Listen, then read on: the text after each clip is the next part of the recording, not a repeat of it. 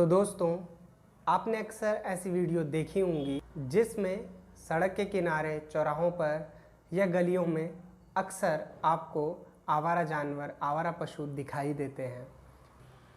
क्या आपने इस बारे में कभी ध्यान दिया कि आवारा पशुओं को सड़कों पे कौन छोड़ जाता है और ये आवारा पशु अक्सर कहाँ से आते हैं? अगर आपके आसपास ऐसे आवारा पशु नहीं दिखते तो आप सच में बहुत भाग्यशाली हैं, बहुत ही किस्मत वाले हैं, क्योंकि आपके पड़ोसी, आपके मित्रजन अक्सर जानवरों के बारे में चिंता करते हैं और जानवरों को ऐसे सड़कों पर नहीं छोड़ते। आपके आस पास पड़ोस के लोग ये बड़े समझदार हैं जो जानवरों को ऐसा नहीं छोड़ते, परंतु मैं उन चंद मनुष्यों में आता हूँ जिसके आसपास के लोग इतने भाग्यशाली नहीं हैं और ना ही मैं खुद इतना भाग्यशाली हूँ। अक्सर मुझे आसपास सड़कों पर, चौराहों पर, दुकानों के बाहर और घरों के बाहर ऐसे ही छोड़े गए आवारा पशु दिख जाते हैं। तो मैं अक्सर सोचता हूँ ये जानवर कहाँ से आए, कौन है लोग जो इन्हें छोड़ जाते हैं और क्या इन लोगों को कोई परवाह नहीं, कोई चिंता नहीं इन जानवरों की। यूँ तो स्वतंत्र भारत में जानवरों के हितों के लिए, उन्हें बचाने के लिए अनेकों नियमों को बना रखा है। सभी राज्यों ने सभी प्रकार के नियमों को बना रखा है, परंतु मैं आज आपका ध्यान मेरे राज्य उत्तराखंड पे लाना चाहता हूँ, जहाँ इस परिप्रेक्ष्य में राज्य सरकार ने एक बड़ा ही विश्वसनीय और अच्छा कदम उठाया।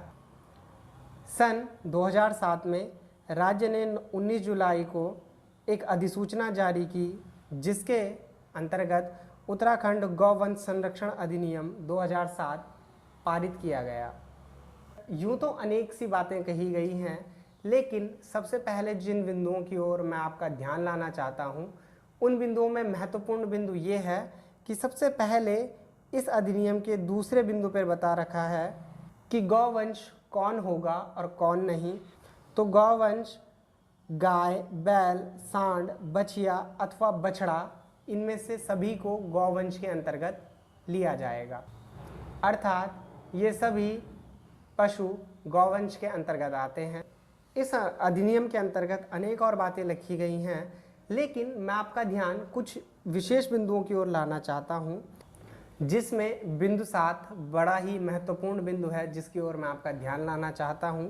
इसमें कहा गया है कि कोई भी व्यक्ति गौवंश को आवारा नहीं छोड़ेगा। इसका तात्पर्य कि कोई भी मनुष्य इन सभी जानवरों को आवारा सड़कों पर नहीं छोड़ेगा, बिल्कुल नहीं, कतई नहीं।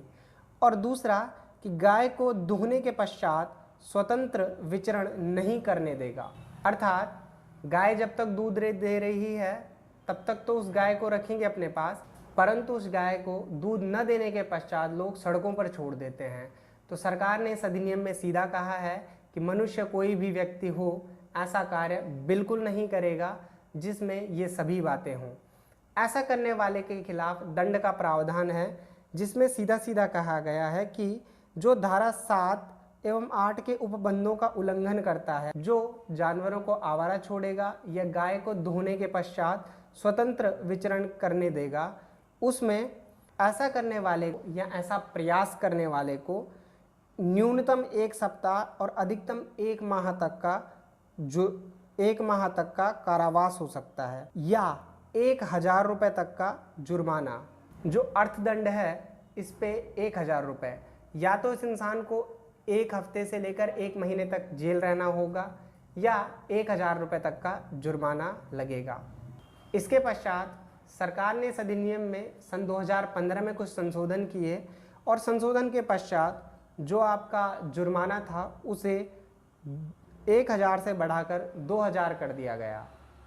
मेरे राज्य उत्तराखंड में गौवंश के संरक्षण के लिए काफ़ी अच्छे अधिनियम पारित हैं, काफ़ी अच्छे कानून हैं और मुझे लगता है कि मेरे राज्य में इस तरीके से गौवंश का सड़कों पे आवारा नहीं घूमते हुए दिखाई देना चाहिए। जो भी मनुष्य इन कानूनों को तोड़ेगा उसके खिलाफ आप प्राथमिक शिकायत दर्ज करवा सकते हैं और इस प्राथमिक शिकायत के अंतर्गत उसे 1 हफ्ते से लेकर 1 महीने तक का कारावास और 1000 रुपये से 2000 तक का अर्थदंड लगाया जा सकता है।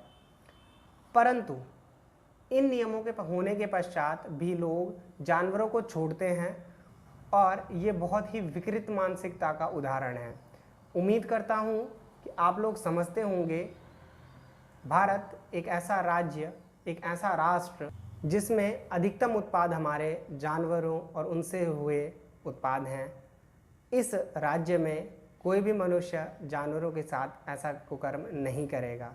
तो आशा करता हूँ कि ऐसे मनुष्यों के खिलाफ आप भी खड़े होंगे और हमारे देश में जानवरों को ऐसे सड़कों पर भटकने के लिए नहीं छोड़ेंगे। तब तक के लिए आपसे विदा लेता हूँ। मिलता हूँ किसी अन्य मुद्दे पर। नमस्कार।